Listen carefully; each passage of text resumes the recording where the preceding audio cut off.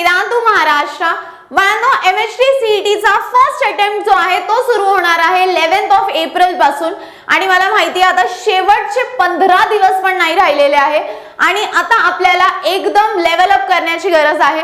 So बाळांनो, last काही दिवसात डूज आणि डोंट्स काय काय आहे आणि या 15 दिवसात आपल्याला काय करायचंय हे समजणं खूप इम्पॉर्टंट आहे। आता याच्यात एक गोष्ट समजून घ्या बाळांनो की तुमचा जो मेन 45 to 50% पेपर आहे, इनफॅक्ट त्याच्यापेक्षा जास्तच मी म्हणेन, हा कुठून ना कुठून एक 8 ते 9 टॉपिक पासून तुमचा 50% पेपर बनतो किंवा त्याच्यापेक्षा जास्त। म्हणजे मान लो आता केमिस्ट्री मध्ये 26 चॅप्टर्स आहे, 16 चॅप्टर तुमचे 12वीचे आणि 10 चॅप्टर 11वीचे, पण 50% पेपर हा फक्त 8 चॅप्टर पासून बनतो, हे तर फिक्स आहे। तो सगळ्यात आधी बाळांनो, जेव्हा 15 दिवस राहिलेले MHT CETला, तर हार्ड वर्क करणं खूप जास्त इम्पॉर्टंट आहे। सो आपण सुरू करूयात हाय वेटेज चॅप्टर्स पासून आणि त्याच्यासोबत बाळांनो नॉट जस्ट हार्ड वर्क, पण एक गोष्ट लक्षात ठेवा, स्मार्ट वर्क म्हणजे की क्वेश्चन सॉल्विंग ही खूप जास्त इम्पॉर्टंट आहे। तर पुढचे 15 दिवस तुम्हाला रोज एक फिजिक्सचा चॅप्टर, एक केमिस्ट्रीचा आणि एक मॅथ्सचा करायचा आहे आणि तुमचं बायो असेल तर बायो पण बाळांनो त्याच्यासोबत मेक शुअर की तुम्ही त्या चॅप्टरची थिअरी वाचण्यामध्ये फक्त 1 तास घालवताय, पण मग जेव्हा तुम्ही तो सब्जेक्ट करताय तर त्याचे क्वेश्चन्स करण्यात जास्त वेळ घालवताय। सो जर आपण डे 1 ची गोष्ट केली तर फिजिक्स मध्ये युनिट्स अँड मेजरमेंट करा, केमिस्ट्री मध्ये बेसिक कॉन्सेप्ट्स ऑफ केमिस्ट्री जो 11वीचा पहिला चॅप्टर आहे आणि मॅथ्स मध्ये अल्जेब्रा बेसिक्स करून घ्या।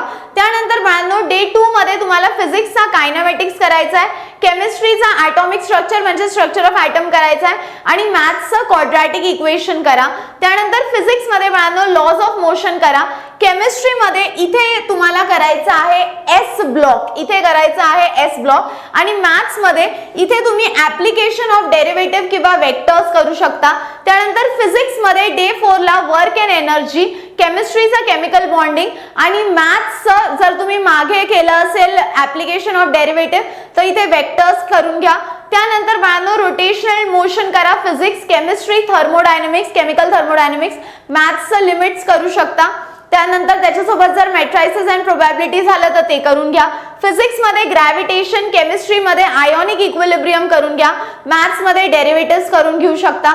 त्यानंतर डे 7 ला जस्ट मध्ये एक ब्रेक जिथे तुम्ही मॉक टेस्ट प्लस रिव्हिजन देणार। सो जेवढे चॅप्टर्स झाले त्याची मॉक टेस्ट आणि एक रिव्हिजन करा। त्यानंतर ते झालं की परत डे 8 ला कम टू ऑसिलेशन, ऑर्गॅनिकचे बेसिक्स म्हणजे basic principles of organic chemistry आणि इंटिग्रेशन। त्यानंतर फिजिक्सचा वेव्ह, केमिस्ट्रीचा हायड्रोकार्बन आणि मॅथ्सचा ऍप्लिकेशन ऑफ डेरिव्हेटिव्ह, फिजिक्सचा डे 10 ला इलेक्ट्रोस्टॅटिक, केमिस्ट्रीचं सोल्युशन, मॅथ्सचं प्रोबॅबिलिटी। त्यानंतर फिजिक्स करंट इलेक्ट्रिसिटी, केमिस्ट्रीचं इलेक्ट्रोकेमिस्ट्री, मॅथ्सचं वेक्टर्स। त्यानंतर physics magnetism, chemistry, chemical kinetics आणि मॅथ्सचं 3D geometry. Day 7 again go for optics, surface chemistry म्हणजे ऍड्सॉर्प्शन आणि कोलॉइड्स आणि मॅथ्सचं करा revision.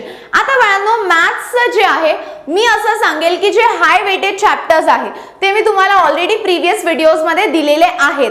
So what I would suggest is की हे जे हाय वेटेड चॅप्टर्स आहे आता डिपेंड करतं तुमचे कोणते चॅप्टर्स झालेत आणि किती राहिलेत, सो ते तुम्ही अकॉर्डिंगली डिस्ट्रीब्यूट करू शकता, बिकॉज मॅथ्स अकेलाही 100 मार्क का होता है। सो इथे तुम्हाला फाईट मारणं खूप इम्पॉर्टंट आहे आणि डे 14 आणि डे 15 ला फुल सिलेबस मॉक टेस्ट द्या आणि त्याच पेपरचं ॲनालिसिस करा।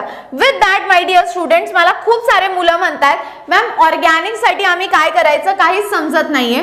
तर बाळांनो ऑर्गॅनिक साठी 4 एप्रिलला म्हणजे सॅटर्डेला मी एक अशी मॅरेथॉन घेऊन येते जी मी सुरू करणार आहे 8 PM ला आणि रात्री 2 AM पर्यंत चालेल। ही सियोना मॅमची लास्ट मॅरेथॉन असेल तुमच्या बॅच साठी आणि बाळांनो ह्या मॅरेथॉन मध्ये मी ऑर्गॅनिकचे 6 चॅप्टर्स म्हणजे 12चे 4 आणि तुमचे 11चे 2 हे पूर्ण चॅप्टर्स पण शिकवणार आणि PYQs पण करून घेणार। सो ही जी मॅरेथॉन असणार आहे बाळांनो ऑर्गॅनिकची, ही तुमच्या पूर्ण CETच्या जर्नी मध्ये गेम चेंजर असणार आहे। Trust me when I say that.